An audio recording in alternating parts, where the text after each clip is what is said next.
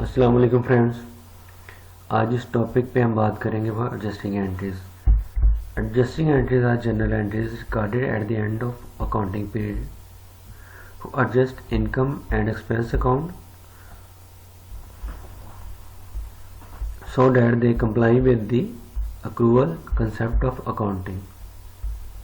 The main purpose is to match income and expenses to appropriate accounting period.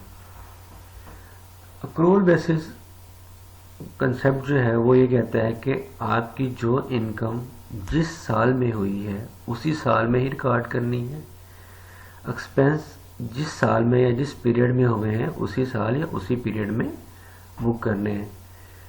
अगर कोई भी expense incurred हो चुका है, आपने पे नहीं किया, तो आप उसको उसके कंसर्न मैचिंग ईयर में ही बुक करेंगे। अगर कोई भी इनकम आपने अर्न कर ली है लेकिन रिसीव नहीं की, तो आप उसको उसके उसी साल में बुक करेंगे जिस साल में आपने वो इनकम अर्न की है। एडजस्टिंग एंट्रीज 5 किस्म की होती हैं, जिसमें अक्रूड एक्सपेंसेस की होगी, प्रीपेड एक्सपेंसेस की होगी, अक्रूड रेवेन्यू की होगी, अनअर्न्ड रेवेन्यू की होगी और डेप्रिसिएशन की होगी। अब अक्रूड एक्सपेंसेस ऐसे एक्सपेंसेस होते हैं which are incurred but yet not paid. हमने एक्सपेंसेस कर तो लिए हैं लेकिन पे नहीं किए। इसमें क्या होता है, मेन एग्जांपल हम दे देते हैं कि पूरा महीना फुल मंथ हम इलेक्ट्रिसिटी यूज़ करते हैं, गैस यूज़ करते हैं, तो उसका बिल जो होता है मंथ की क्लोजिंग होने के बाद आता है, यानी नेक्स्ट मंथ में आता है। या सैलरीज जो पूरा महीना एम्प्लॉयज़ काम करते हैं 1 से 3 तक, और उनको जो सैलरी या कम को या 2 को या 3 को ऑर्गेनाइजेशन की पॉलिसीज़ के मुताबिक मिलती है।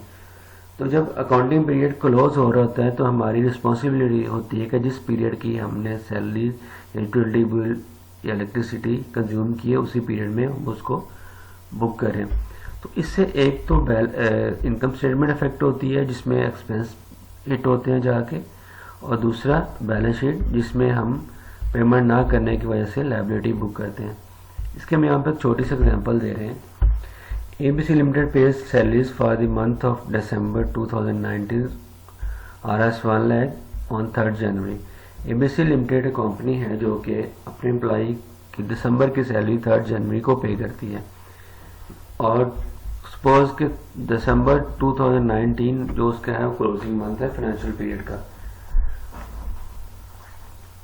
तो 31 दिसंबर 2019 को वो अपने एक्सपेंस इस तरह बुक करेगी। सैलरी एक्सपेंस को डेबिट कर देगी 1 लाख से, और उसके अगेंस्ट क्योंकि वो पेमेंट नहीं कर रही, पेबल स्टैंड कर रही है, तो पेबल स्टैंड हो जाएगा सैलरी पेबल क्रेडिट 1 लाख से। ये उसकी एडजस्टिंग एंट्री हो जाएगी eight the end of accounting period 2019। अब जब वो जन में एंटर होगी तो 3rd जन 2020 में सैलरी पेबल जो उसने क्रेडिट लाइबिलिटी बुक की हुई है उसको डेबिट करके कैश या बैंक पे करके अपनी सैलरी की जो लाइबिलिटीज़ है उसको ख़त्म कर देगी, सैलरी पे कर देगी। इस तरह प्रीपेड एक्सपेंसेस और those expenses that are paid in advance but not yet been incurred. ऐसे एक्सपेंसेस होते हैं जो एडवांस तो पे कर दिए जाते हैं लेकिन वो अभी इनकर्ड नहीं होते। प्रीपेड इंश्योरेंसेस की मेन एग्जांपल आप ले सकते हैं कि हम कुछ मंथ की या पूरे साल की इंश्योरेंस एडवांस में पे कर देते हैं। उसी तरह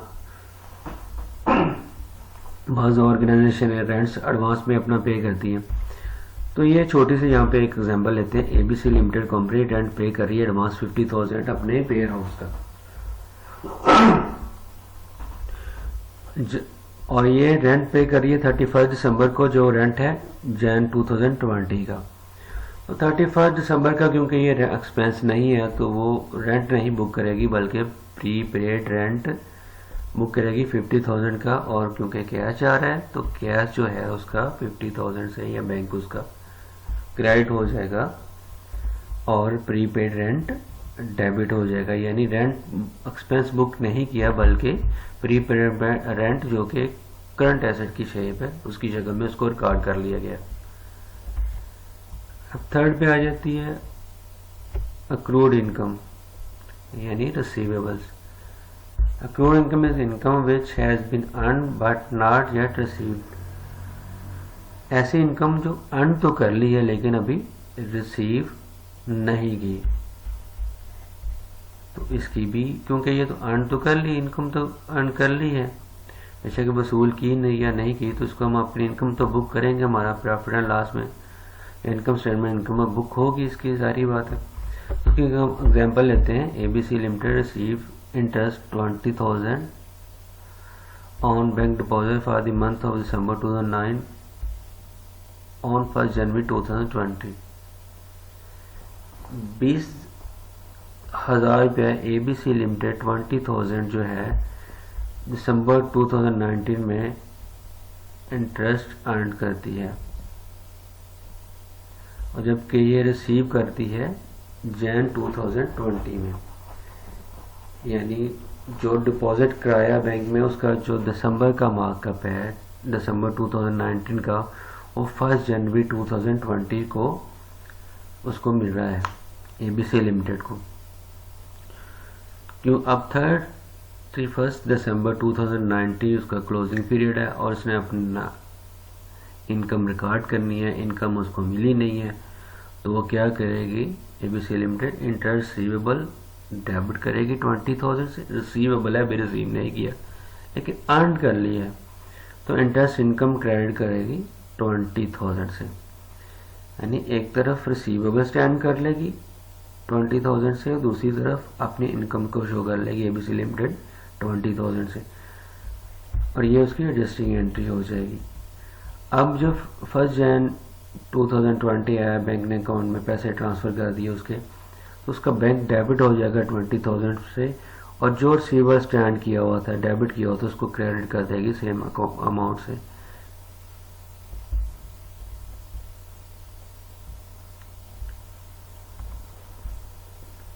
अर्न एंड रेवेन्यू, ऐसे रेवेन्यू जो अर्न तो नहीं किए लेकिन वसूल कर लिए हैं।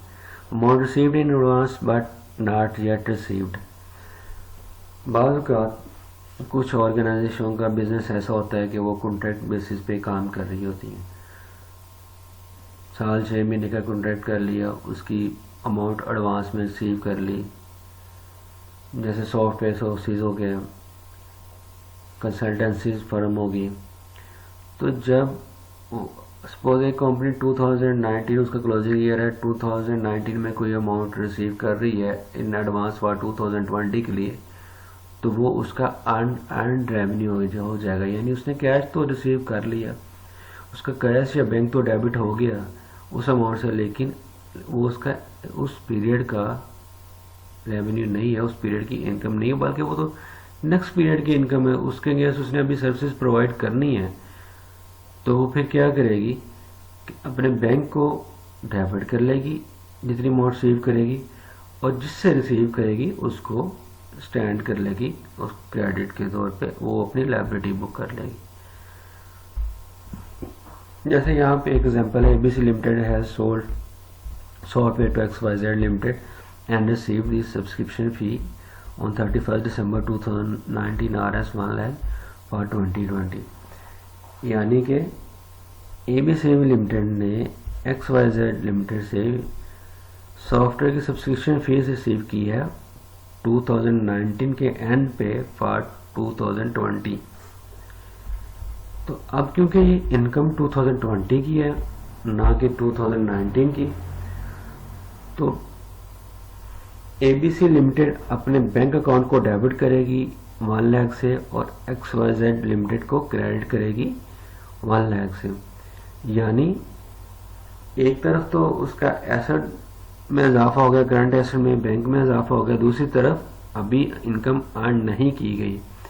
सब्सक्रिप्शन फी जो है वो 2020 की है ना कि 2019 की, लिहाजा वो लायबिलिटी स्टैंड कर लेगी XYZ लिमिटेड को। अब एट द लास्ट हम डेप्रिसिएशन एक्सपेंसेस को डिस्कस कर लेते हैं। Depreciation expenses non cash expenses होते हैं, लेकिन इनको बुक करना लाजमी होता है, और इनके eight the end of financial year adjusting entries record की जाती हैं। इसमें क्या होता है, हम डेप्रिसिएशन एक्सपेंस को डेबिट कर लेते हैं और अक्यूमुलेटेड एक्सपेंस को क्रेडिट कर लेते हैं। हम कोई भी एसेट यूज़ कर रहे होते हैं तो उसके यूज़ की वजह से, प्लांट एंड मशीनरी का एग्जांपल ले रहे हैं, प्लांट एंड मशीनरी को यूज़ कर रहे हैं, वो बार बार यूज़ होने की वजह से, वेयर एंड टेयर की वजह से उसकी वैल्यू में कमी आती जाती है, वो डेप्रिसिएशन होती जाती है उसकी। अब अगर हम उसकी डेप्रिसिएशन बुक नहीं करेंगे, जब एट दी एंड हम उसको सेल करेंगे, वो थोड़ी सी वैल्यू पे जाएगा, स्क्रैप वैल्यू में जाएगा, तो एकदम बिजनेस को एक झटका सा महसूस होगा लॉस की शक्ल में। तो जब हम उसको 10 ईयर उसकी लाइफ है, तो 10 ईयर में उसके प्रॉपर डेप्रिसिएशन बुक करते जाएंगे, जो भी मेथड है। इंशाल्लाह नेक्स्ट लेक्चर में डेप्रिसिएशन मेथड को भी डिस्कस किया जाएगा। तो उसको बुक करती रहेगी, तो एट द एंड जब एसेट की नेट वैल्यू निकाली जाएगी तो कंपनी को वो लॉस नहीं होगा, बल्कि बाद में गेन भी हो जाता है, जो एकदम डेप्रिसिएशन बुक करने की ना करने की वजह से उसको होगा। लिहाजा हम डेप्रिसिएशन की एडजस्टिंग एंट्री डालते हैं eight the end of closing year. Depreciation expense debit, accumulated expense, accumulated depreciation expense, sorry depreciation expense debit, accumulated depreciation credit. यानी जो भी डेप्रिसिएशन हर साल में हो रही होती है, वो एक्सपेंस उस साल में बुक हो रहा होता है, उसके अगेंस्ट एक्यूमुलेटेड डेप्रिसिएशन को हम क्रेडिट किए जा रहे होते हैं। और जब नेट एसेट की net at the and value निकालते हैं, तो एक्यूमुलेटेड वैल्यू को एक्चुअल एसेट की वैल्यू से लेस कर देते हैं, तो हमें नेट एसेट की वैल्यू मिल जाती है। Thank you very much.